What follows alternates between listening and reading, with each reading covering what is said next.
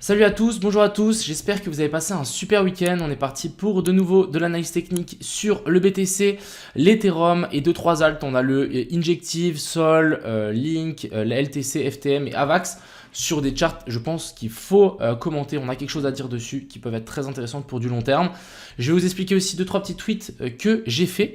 Et puis voilà, ça sera plus ou moins tout dans cette vidéo. Tenez-vous prêts, il y aura un petit giveaway qui arrivera tout à l'heure sur Twitter. Donc je mettrai le lien en description si jamais ça vous intéresse. Mais il y aura des critères comme quoi il faudra liker cette vidéo et commenter. Donc si vous le faites déjà, ça sera tant mieux pour vous. Enfin bref, j'espère que cette vidéo vous plaira. Je vous souhaite un super visionnage. On est parti.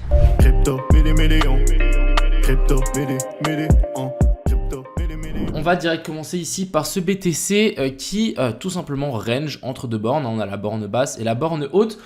Petit commentaire par rapport à ma vidéo de hier, la borne basse ici, j'ai pris du coup BTC USDT en spot. Et je pense que c'est bien mieux vu qu'on a eu une mèche de liquidation assez forte sur les futurs.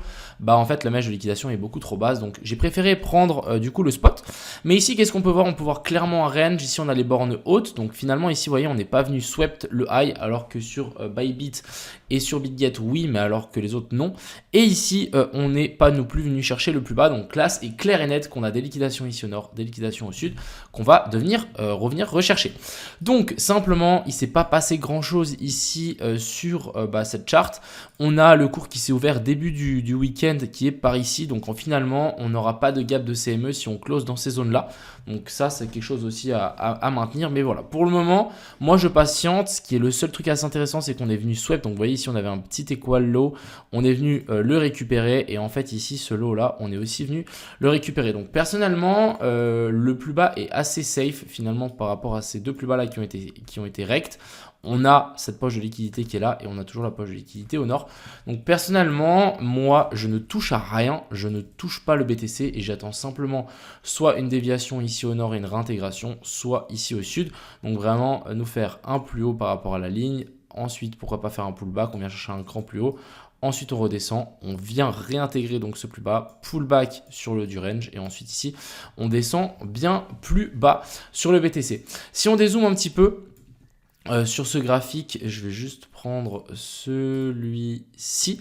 On a encore une fois toujours cette énorme zone ici d'OTE et une zone de fair value gap juste un poil plus bas. Donc ce qui aurait du sens, c'est simplement de nous faire un pump. On récupère la zone de fair value gap ici au nord et ensuite on inverse et on chute un petit peu plus bas. Qu'on vienne en tout cas, je dirais récupérer en fait la zone d'OTE de toute cette hausse. Donc quand je parle de ça, c'est vraiment entre la zone des 0,188 et 0,79. C'est de la zone des 24 200 à 22 100. Et ensuite aussi on a une zone de fair value gap. Donc en 3 jours elle est plutôt assez intéressante. En weekly on est déjà venu rechercher la zone de la moitié de la zone de fair value gap. Mais voilà, pour moi ce qui sera assez intéressant c'est clairement de revenir dans ces eaux là. Je pense qu'on peut aussi quand même faire support sur cette petite zone d'order block qu'on a laissé là. Donc ça sera à surveiller. Si est-ce qu'on repart à partir de là, à voir. Mais voilà, pour le moment moi je vais vraiment attendre une petite recherche soit vers le haut soit vers le bas, et personnellement pour moi ici il n'y a pas de bottom qui a été formé, donc on va patienter. Du côté de l'Ethereum c'est exactement la même chose. Par contre ici on est venu récupérer les highs, on est venu récupérer la zone de fair value gap. Mais voilà, vraiment, si je voudrais long cette zone-là, j'attendrai un retour dans la zone d'OTE depuis cette dernière hausse, depuis la mèche jusqu'à ce rebond qui se situe entre la zone des 1557 à 1517. Ça pourrait être une excellente zone pour un potentiel long avec un stop loss ici en dessous. Pour moi, en fait, l'Ethereum est quand même un petit peu plus bullish que l'Ethereum, que le Bitcoin, excusez-moi. On a quand même de belles targets à venir chercher au nord.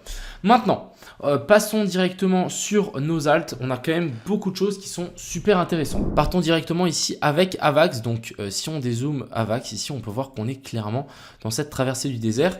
Quand je dis traversée du désert, c'est qu'on a une baisse de la volatilité, le marché devient complètement plat et c'est dans ces zones-là que ça devient intéressant d'acheter. De plus, on est toujours dans cette structure baissière, on fait toujours des plus bas, toujours plus bas. Mais ce qui me semble vraiment très intéressant ici, c'est cette zone-là. Ici, comme on peut le voir, on a une petite zone d'equal low qui a été formée avec une petite zone de fair value gap juste ici en dessous. Je vais tirer une ligne.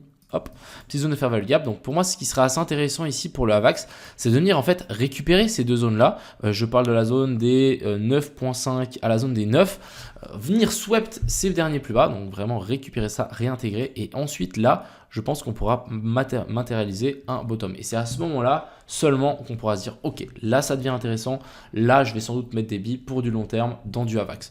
Tant qu'on n'a pas ça, je pense que c'est vraiment très très risqué de long ici, surtout qu'on n'a toujours pas d'inversion de structure, donc patientons tranquillement. On a le injective, je vous ai mis la petite analyse hier, mais voilà, on attend toujours un retour dans la zone ici d'OTE. On est venu récupérer donc les plus bas qu'on avait laissés là, hein, donc mon analyse était juste déjà de hier, mais maintenant on va simplement patienter et on attend un retour dans cette zone OTE. Je rappelle que c'est entre la zone des 7 $ et la zone des 6.6 qui pourrait être très intéressante. Je vous fais signe si jamais je longue, mais là ce qu'il nous faut maintenant c'est vraiment attendre une inversion de structure. Donc quand je dis une inversion de structure, c'est de nous faire un plus haut que l'ancien, le dernier plus haut, et nous revenir corriger. Et ensuite ici on aura un joli bottom dans une zone intéressante. Donc là ça sera un long tous les jours, mais pour le moment patience. Ensuite on a le link. Donc le link, je vais juste mettre un petit commentaire sur l'analyse que j'ai fait tout à l'heure. J'ai dit all-in à partir de 5.5. Donc quand je dis all-in à partir de 5.5, je dis pas que je vais mettre tout mon argent dans le link, mais je dis que en fait tout l'argent que j'ai prévu de mettre dans le link, je vais le mettre maintenant dans le link. Je vais pas forcément faire du DCA, etc. C'est un autre style, c'est peut-être un peu plus risqué, etc. Mais voilà. Si on revient sous la zone des 5.5, je me suis dit que j'allais mettre X montant dans le link. Bah je vais le mettre tout d'un coup et je vais après le hold jusque à la fin du prochain bull run. On va essayer de catcher la fin, bien évidemment, cette fois.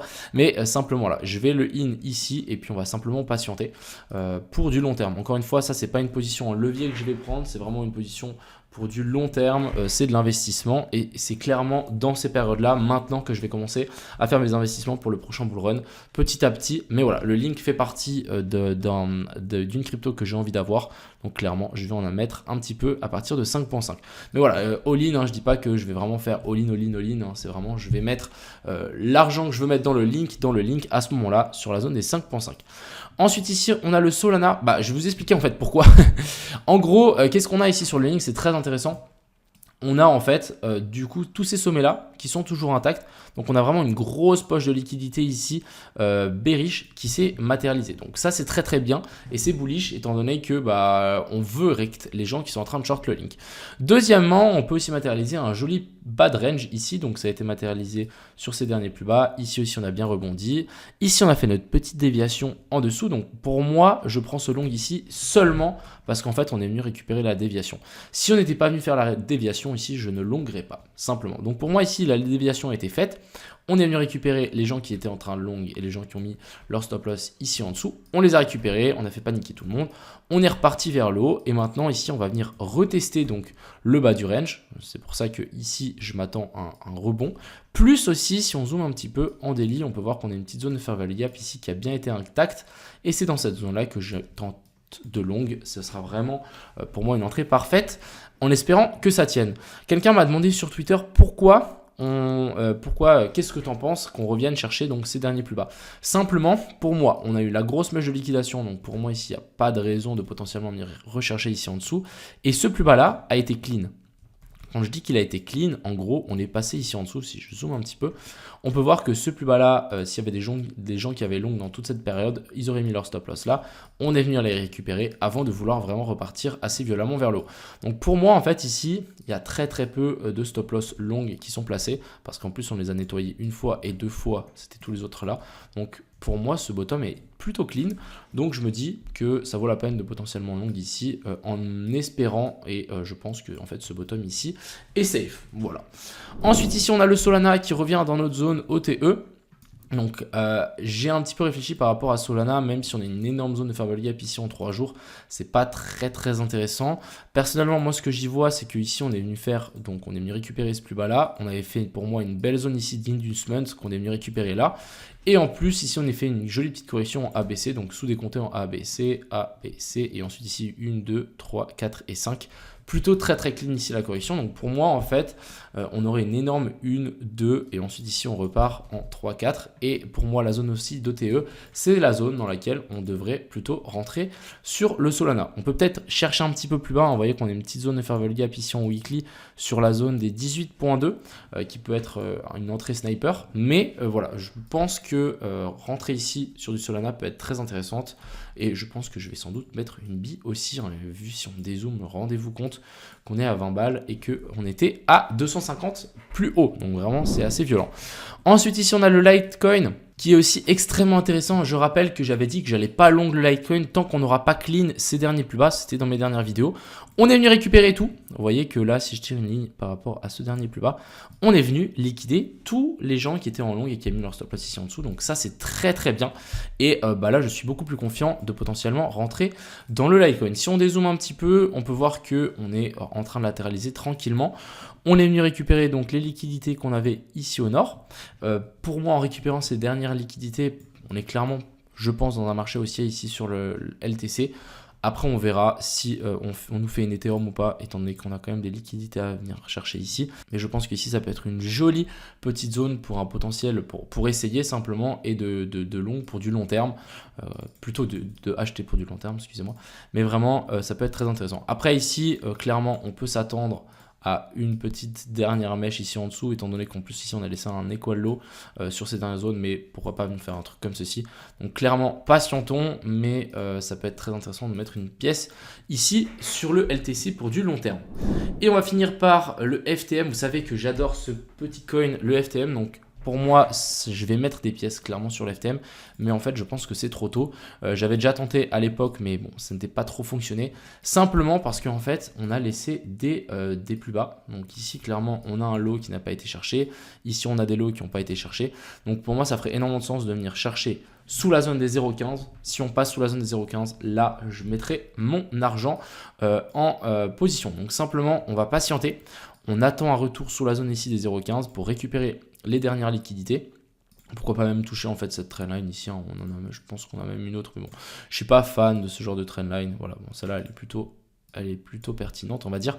Mais pour moi ici, on n'est pas encore dans un bottom et je m'attends vraiment à une petite dernière descente sous la zone des 0,15. D'ailleurs, je vais mettre une alarme.